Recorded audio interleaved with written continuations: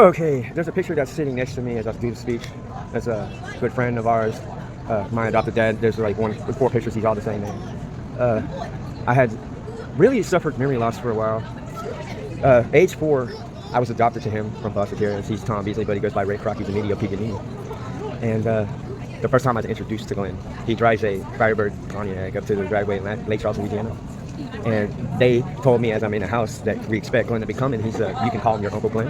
And so all of a sudden, I went straight and said, so Carl tells me Glen that year is the director and creator of Battlestar Galactica. Well, I walk out, I'm 4 years old, and see him park the car. I said, Uncle Glen, that's a nice car. He goes, yeah, it's a Firebird Trans Am. I said, does your car talk? It's an Autobot? He goes, no, Ricky, it's not, but it's giving me a show idea. So he walks in talking about George Lucas and Star Wars was getting more credit and more viewers than Battlestar Galactica. So on the situation, he decides to come to me and say he started the show called Knight Rider. I won't be able to watch it until I get older. And I'm like, wow. So you basically got an idea for me as a child, saying that the car, it talks. So I was like, wow, this is the show that you're going to be doing. Well, we visited him Christmas, Thanksgiving. One day I get to the Christmas tree, and under the Christmas tree was a present for me from Glen, and it was a toy kit. Well, I turned 7 years old to 6, and I was able to watch Knight Rider then. I remember Glen come straight by and visit sometimes, and I would just have this situation where he might have gotten ideas from me or whatever, how the car would jump, how it would, go so fast. And one day we moved to Houston, Texas, and my adopted dad said, I gave Glen an idea, and so he had me sit and watch Knight Rider, and I saw the car float on water. And he tells me how he did it. Glen asked him that he set up a submarine to drive the car up and use a submarine to make the car go straight, floating on water. I guess that's how it went. Then, supposedly 10 years old, I had a head concussion, forgetting who I was and my parents' names and everything. So it's hard for Glen to come straight to me and ask me for new show ideas if he wanted an idea for me as a kid, because I'm the one that sparked it.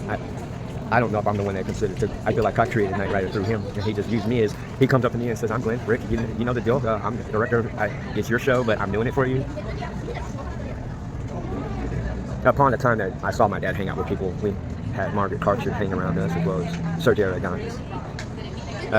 At a party, I could swear that Glen Larson was there when Tom Hanks was around. I don't know about how to get in touch with Tom Hanks personally upon that party. Well, turns out, I remember when they were going to cancel Knight Rider, he came to the house, and I remember Jason David Franks was my brother's best friend. He taught me karate in the garage part, or at one point.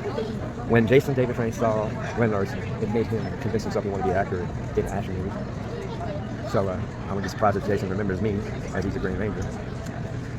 Turns out that I came to Glen with 2 Hot Wheels, thinking they're going to cancel the show over my, thinking I had that David Hasselhoff. This one time when I was down here, I thought I was going to get introduced to David Hasselhoff when Glen came up to me to a restaurant that my dad started secretly. And he said, Rick, I said, what, Uncle Glen? He goes, I got somebody I want to introduce you to. I said, is it going to be Michael Knight? He goes, no, I got somebody better. Well, the person that came up to me, that met me, was Lou Ferrigno, as I'm only 10 years old, shook his hand. I'd be danged if years later something happened to me, issue of getting drunk. But I considered that when Glen said the show was going to be canceled, I showed him 2 of my Hot Wheels and said, there's a red car and there's a black car. Which one looks better? I said, to your opinion, Ricky, which looks better? I think the red car, he says, this is a Comanche. So he decides to, I remember I showed him a song on piano and decided to play, and he took the song that I wrote and gave it more attitude and more like chords progression. And I have it on one of my Facebook things, which I'm going to add on to this one thing, that I played a song that I wrote that he changed up and made it the Knight Rider 2000 song. So I don't know if Glen through the years left my name with NBC at all, and how very fond of him was he with me. After my adopted dad passed away, I didn't see Glen ever again, and I came around Hollywood and really for about years Glen didn't cross my head.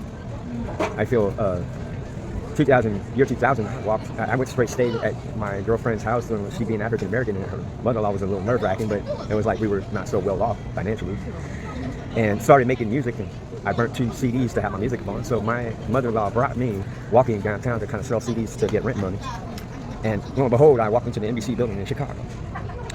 As I got there, she walks me to the desk, security desk, and says, can I bring my son-in-law upstairs to go to the show producer and see if we can sell one of these songs as a music track on a show or something.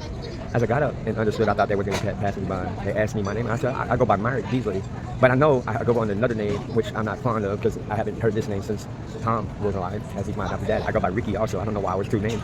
They said, so you go by Ricky Beasley? And I was like, yeah. So they went straight, let us up into the building, to the floor that supposedly Tynetta was bringing us to. Like, you're welcome to go in the building. I didn't really refine my memories on certain situations about being who I am at birth as a secret Fairchild from Ronald and Richard and Marilyn Monroe, but then having an adopted father to adopt me, knowing Glen. So as I went straight through life and just suffered memory loss, and Glen's name never came to my head.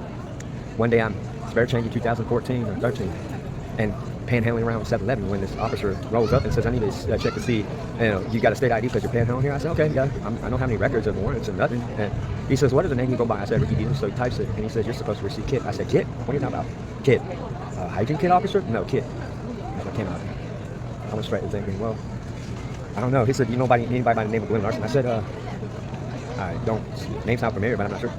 2017, I was sleeping in my tent one day and had this idea about a Terminator movie with Knight Rider in it, with David Hasselhoff, and decided to find who the director was who created it, and Glen's face came on my screen, and that's when I went straight, Uncle Glen?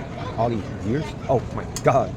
The closest one that always came around the house to ask me about the show of Knight Rider. As far as I'm concerned, as I think about him, I think NBC, I wonder how it feels if I could try to pick it up and understand what I would do to egg on. I remember after visiting NBC, a new Knight Rider episode started coming out. I don't understand how this happened. I look at it and wonder, was Glenn in charge of that one with the Mustang? So I took it upon myself to think that I was that real creator for Glen Larson to have started that show. I don't know if you put that show in my name, but the way I see it, he was fond of my dad. They were related, close relatives. Is that how he feels? I'm got to go check out certain things about what I see. I was supposed to inherit the Ray Kroc Jones estate when my dad informed me he was Ray Kroc, who was Tom Beasley, and he went to Jones personally and made the copy of the keys to the estate.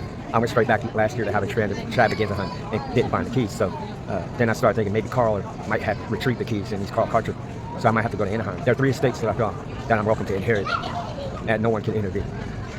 And so I'm going to have to take a trip up to Woodland Hills and find out if there's anybody trying to intervene with a state that happens to deal with my good friend Glen Larson, who's a relative as an uncle. It's been years. I don't know if I would resemble him. I mean, Glen has been passed away since then. I'm still trying to figure out how to retrieve Kid. Glen knew the secret about who I was because we were the quiet group. Margaret Carter was around him as well as me, as well as I have 2 other people that might remember. If Rick and Kathy Hilton could remember, or Glen Larson, or Sergio Aragonés. I wish Rick and Kathy Hilton would go contact Sergio Aragonés, the artist of Mad, and maybe then you could figure what little kid I am all about. Consider who my adopted dad is, and I wish Bill Clinton would be involved as well. Who knows? They all knew each other, so we can have a memory of Glen Larson and my adopted dad, and not to mention Margaret and Carl Carter.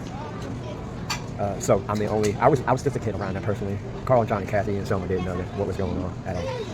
Every time Glen came around, I don't think Carl and John and Kathy really had a good life on themselves to understand. But for me to have grown up in 2002, didn't believe that I was the son of Ron Reagan because I'm adopted to him as Tom, who's Ray Kroc in the Neo Peak of me.